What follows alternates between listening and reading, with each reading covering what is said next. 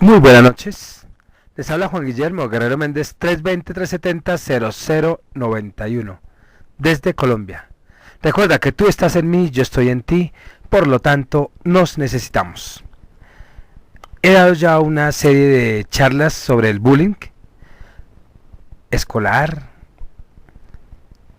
y cómo ha repercutido individualmente aún en muchos alumnos hasta siendo mayores. En este segmento pues vamos a tratar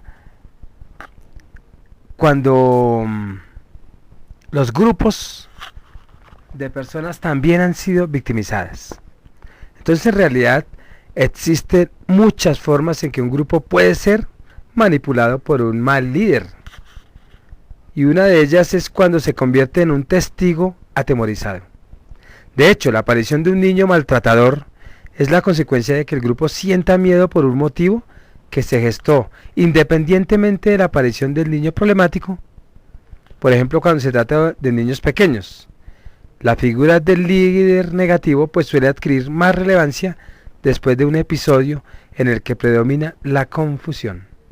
Tal es el caso de lo que ocurrió en un grupo de preescolar en una escuela privada.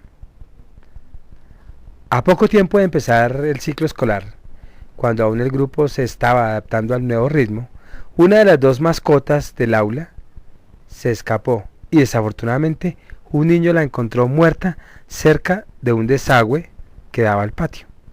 Días más tarde pues llega una nueva maestra. Algunos niños escuchan que los padres hablaban de que la maestra titular pues se le había muerto el bebé. Gradualmente el grupo va perdiendo el control. Los 10 niños más motivados arremeten frecuentemente contra otros.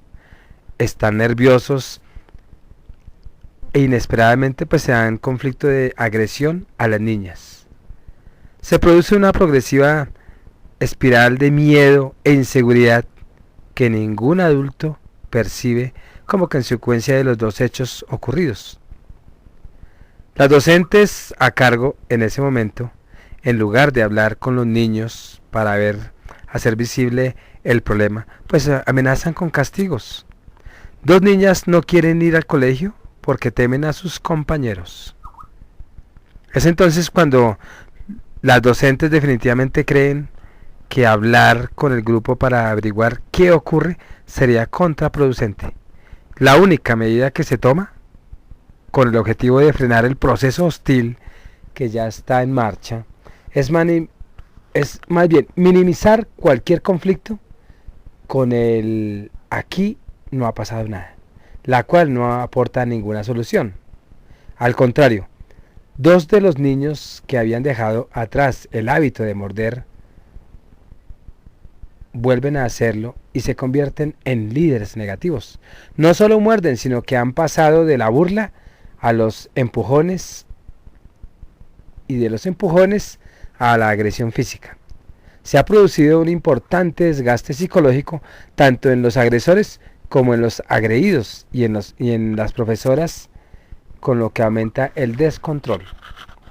Las niñas que antaño no querían acudir a clase ahora se niegan rotundamente a ir allá y manifiestan vómitos, náuseas, fiebres, dolor de cabeza, problemas para dormir, etc. Claro, pues la misma preocupación y el grado de estrés que están manejando. Entonces, ante la imposibilidad de que algún adulto pudiera representar una adecuada barrera de contención, se pide la supervisión de una psicopedagoga.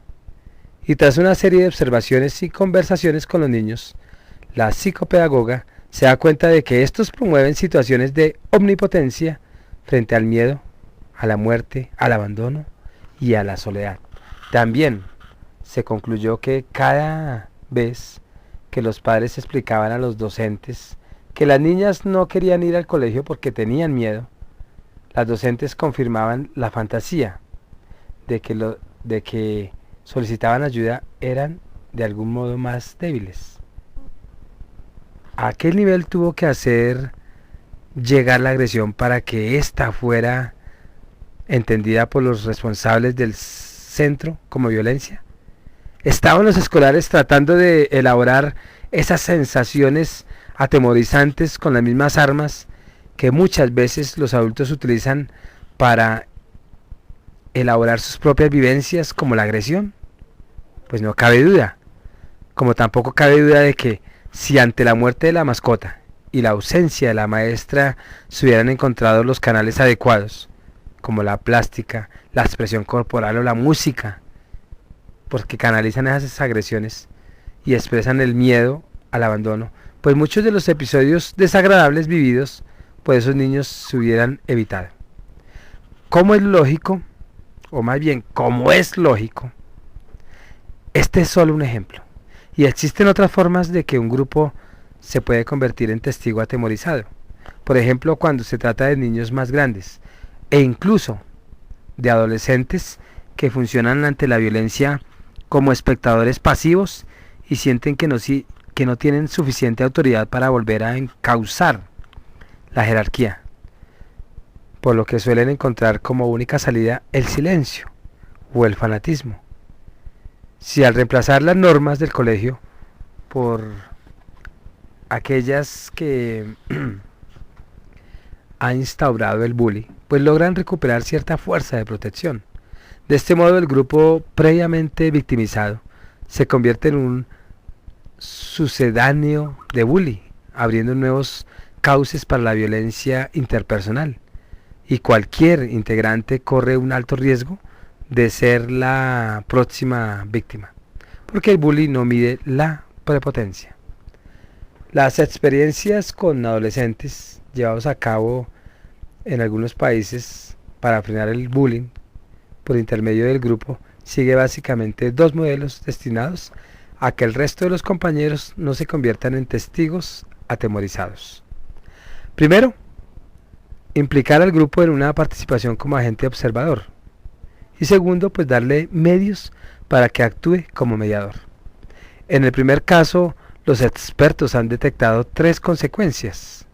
La primera, pues los alumnos que apoyaban a bully o al bullying se habían dado cuenta de que éste crece únicamente cuando encuentra espectadores. Segundo, que el bullying es el resultado de una desigualdad de poder dentro del grupo que se manifiesta en una voluntad de dañar por dañar, de ahí que se trate de una violencia gratuita. Y tercero, que los efectos de esta forma de violencia invisible no solo son graves para las víctimas, sino también peligrosas para el grupo.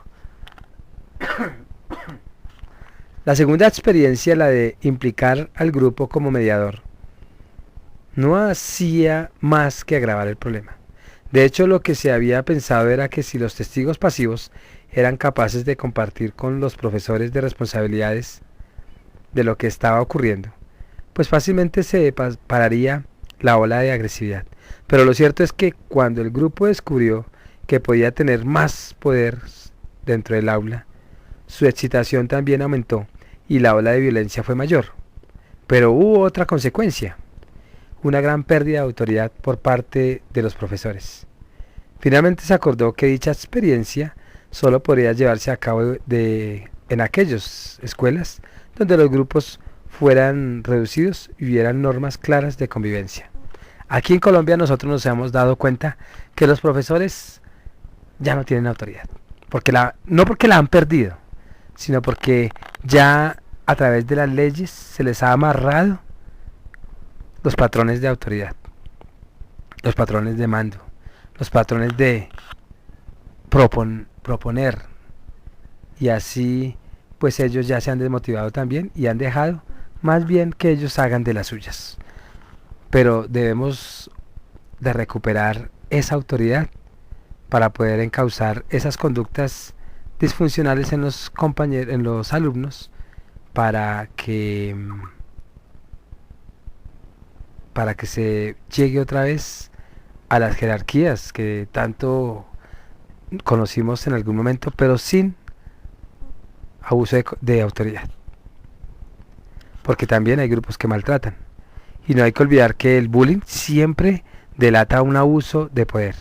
Y un poder que no está exclusivamente en manos del líder, sino también del grupo.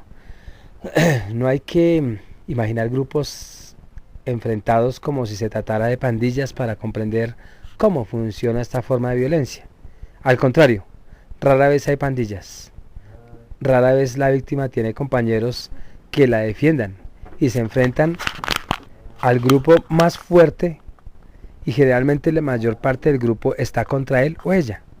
Del mismo modo, es un error pensar que cuando un grupo tiene poder es porque hay un líder que es un bullying o un bully.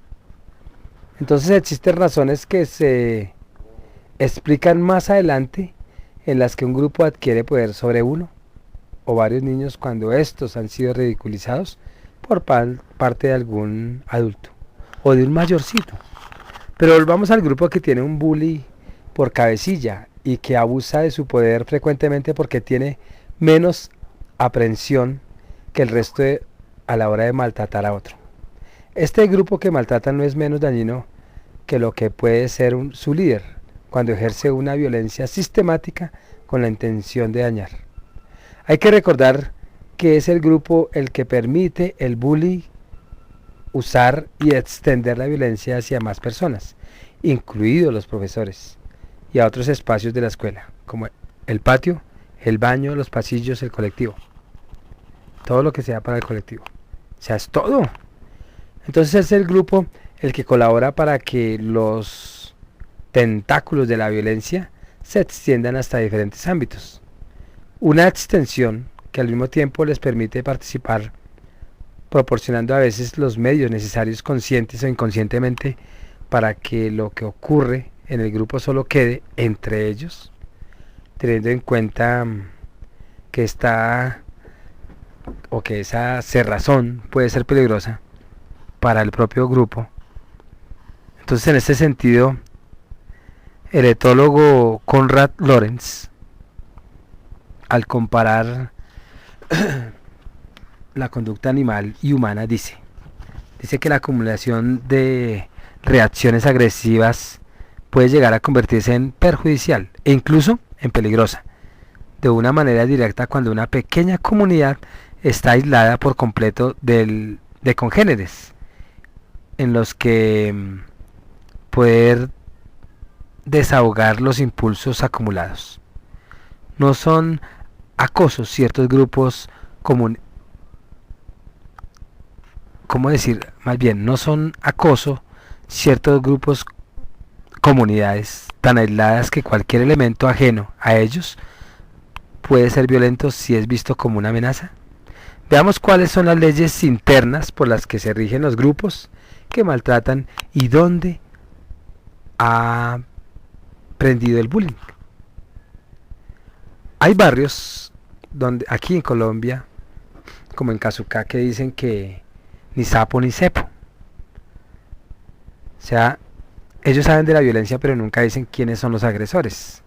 O ellos mismos son agresores y tampoco lo van a decir, pues peor. O son víctimas pero tampoco se sienten víctimas porque guardan el silencio. Entonces hay grupos donde guarda esa ley del silencio. Grupos barriales, grupos de colegio, grupos de trabajo. O sea que el bullying también se da en las empresas. Entonces cuando un bully controla un grupo, una gran mayoría asume la consigna ver, oír y callar. Y se trata de una orden irrevocable. Una orden que, de no ser cumplida, incorpora de forma latente la amenaza de que se pueda pasar de ser un simple espectador a ser elegido como una víctima. Pero también esta consigna implica otra lectura, y es que para formar parte de un equipo tan duro no hay que comentar con nadie lo que se ve o se oye. El silencio es parte de la peligrosidad del grupo, ya que de ese modo se puede permitir cualquier cosa sin ser descubierto. Ahorita en la problemática de Venezuela, amigos míos que viven por allá, ellos dicen que ellos no pueden decir nada porque se sienten desprotegidos y se sienten vulnerables a irse a la cárcel. Entonces ellos ¿qué hacen? Callan. Se lo cuentan a uno porque uno es un ente tan pequeño que no va a hacer nada. Pero no se lo cuentan a un ente de autoridad porque de pronto hace algo y en su mala gestión cuentan quién fue el que avisó y el que está denunciando y automáticamente el grupo venezolano que está dominando pues ataca automáticamente para silenciarlo. Y eso ocurre tanto en lo más grande como en lo más pequeño. Los colegios, los barrios, las personas en la misma casa. Entonces, una de las creencias más arraigadas de los grupos que se mueven entre el dominio y la sumisión a un líder, de creer que los pues permanentes conflictos son la víctima, o no, con la víctima son inevitables. Una suerte de peaje obligatorio que el grupo hace pagar a quien está en el punto de mira, pero que no tiene otro fin de probarse a sí mismo.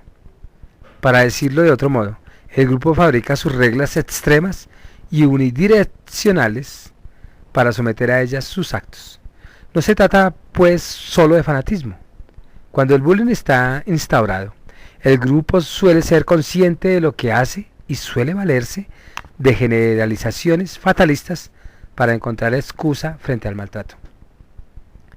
Un ejemplo: un muchacho de 14 años dijo lo siguiente a un profesor para explicar por qué le había dado patadas en la cabeza y en la espalda a un compañero.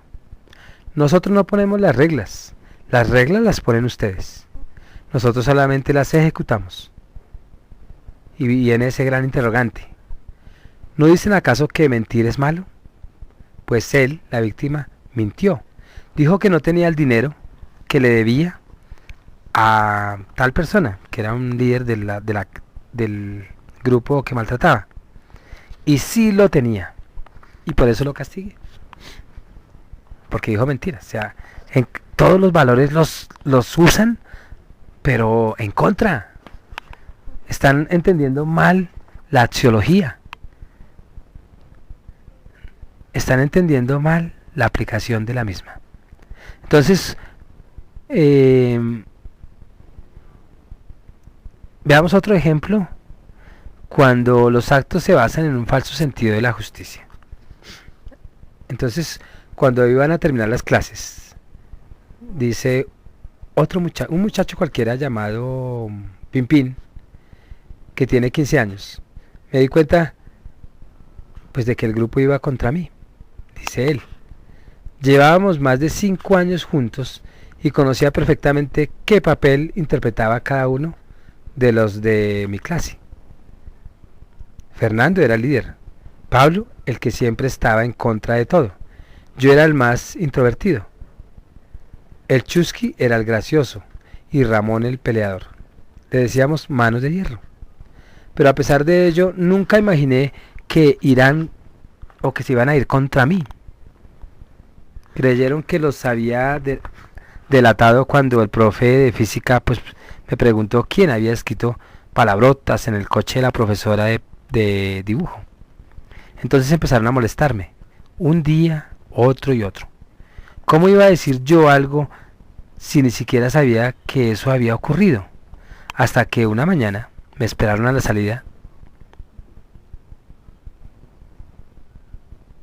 Pimpín lleva 2 semanas en cama, de la golpiza tan tremenda, y aún le quedan muchas más.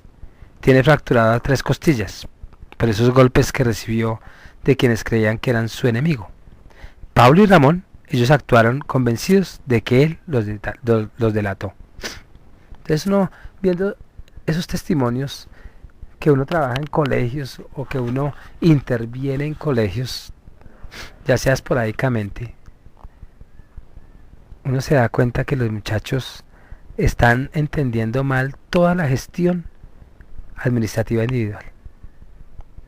Están aplicando lo que ven en el grupo social prevalecente: las guerrillas, los paracos, las pandillas, los rastreros, hasta el atracador más pequeño. Ellos están aplicando esa conducta en el colegio. Ni sapo ni cepo, recuerden lo que les dije.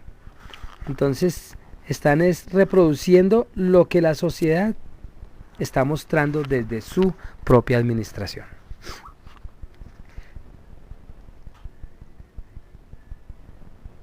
Entonces sumado a la carrera contra el tiempo que viven muchos padres y que llevan a los más jóvenes a reducir la noción del tiempo a un todo ya, hoy, todo es ahora.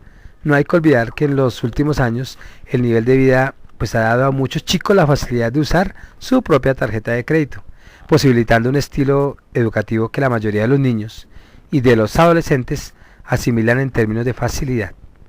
Por lo que no se trata solo de una falta de límites y de autoridad por parte de los padres, pero sí es común ver a niños y adolescentes que a menudo reciben respuestas demasiado superficiales, reaccionan con violencia cuando no se les da lo que piden, agravado por el hecho de la dilución de casi todas las normas.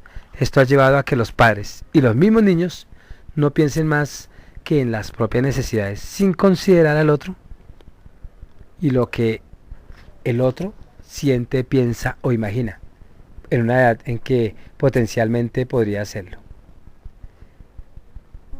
Consentir el maltrato de un niño o de un adolescente contra otro es permitir que haya más víctimas de los abusos. El abuso no es normal entre escolares, ni se trata solo de bromas, y es importante pues enseñar a los espectadores pasivos a que cuando vean que un comportamiento pues está en una situación desfavorable, pues se lo digan a su profesor, y si el profesor no hace caso, vayan a una autoridad competente. Y si el profesor matonea también, como ya se ve aquí en Colombia, pues denuncien. La violencia física o moral y el abuso no se puede consentir. Tampoco el grupo ni la víctima deben aguantar. Simplemente porque cuando la ola de violencia se pone en marcha, cada día es peor. Ya nadie sabe quién es su amigo o quién no. Por otra parte, si la víctima y el resto de los compañeros que no quieren participar de la violencia aguantan sin decírselo a nadie, pues pronto el bully caerá y creerá, no caerá, más bien se fortalecerá, que puede seguir abusando. Entonces no hay que olvidar que probablemente un 25% de los agresores que se han acostumbrado a intimidar para lograr sus objetivos, pues terminen teniendo problemas con la justicia en la adolescencia o incluso antes. Que ya uno ve en los colegios cómo la policía está interviniendo porque un niño mató a otro niño y se lo están llevando a las correccionales, pero por 2 meses, porque en Colombia las leyes sí no tienen aplicabilidad tampoco, y por eso es que los bullying también se fortalecen, porque saben que pues que no pasa nada, pero es otro tema. Entonces el espectador acostumbrado al acoso creerá que es normal que sucedan esas cosas, aunque se atente contra la vida y aún los valores tan importantes como la solidaridad. Un ejemplo de tantos. Hablemos de nombres supuestos. Una niña llamada Ana, que es una joven traductora de 23 años. Bueno, no es tan niña tampoco, ¿no? Pero digámoslo así como con cariño. Más bien una joven traductora, porque después, por usar términos así tan románticos, entonces me demandan y me dicen que ya estoy hablando de pues diferente. Entonces esa niña que es traductora de 23 años, que trabaja como freelance para una editorial, pues padece bulimia desde los 13 años, cuando fue objeto de bullying por parte de sus compañeras, que la estuvieron pues molestando durante 4 años, y en la actualidad no tiene ninguna relación con ellas. La mayoría de las víctimas de este tipo de maltrato pues suelen tener problemas de adaptación en la vida adulta por el trauma sufrido y llega a padecer depresiones y una cada vez más baja autoestima. Entonces, Ana tuvo 2 intentos de suicidio. Los malos tratos sufridos en su adolescencia por parte de 3 de sus compañeros del colegio pues dejaron en ella secuelas que empiezan a afectar su desarrollo emocional. Secuelas prácticamente irreversibles, porque aunque el maltrato no ha sido crónico, sí lo que ella aprendió de sí misma, porque como cada uno traduce su experiencia diferente a otro, a ella le afectó mucho. El bullying pues no hay que circunscribirlo solo a las aulas, también se produce fuera y como una extensión de lo que ya ocurre dentro. Por ejemplo, es común que si el bully y la víctima con vecinos o las intimidaciones no solo se produzcan en el patio, o en los pasillos, o en los baños, sino también en el barrio, y más aún cuando hay enfrentamiento de bandas. El patio del colegio o del instituto pues debería tener monitores cuando los alumnos no están en clase, ya que es el ambiente de juego el que puede impedir que la violencia se perciba pues con mucha facilidad y mucha nitidez. Entonces en ocasiones el grupo se une en otros espacios al líder negativo para ejercer una violencia impersonal, haciendo pasar como un simple descuido una agresión física, o un mote hiriente, y una amenaza como un intercambio de palabras. Situaciones que suelen reproducirse no solo en los recreos, sino también en los pasillos y en los cambios entre clases. Entonces, ¿qué hacen la mayoría de los padres frente a ese fenómeno? ¿Qué hacen los profesores? ¿Será que esto es un mito? Bueno, pues eso lo dejaré para la próxima. O sea, ahorita la sigo. Ahorita sigo con ustedes los que están presentes. Pero en la edición, aquí corto porque me están pidiendo los espectadores y mis suscriptores de YouTube me están pidiendo acuerdos pequeños porque ya hoy en día la cultura de verdad que no le gusta escuchar una hora seguida. Se despide Juan Guillermo Guerrero Méndez, 320-370-0091. Recuerda que tú estás en mí, yo estoy en ti, por lo tanto nos necesitamos. Muchas gracias.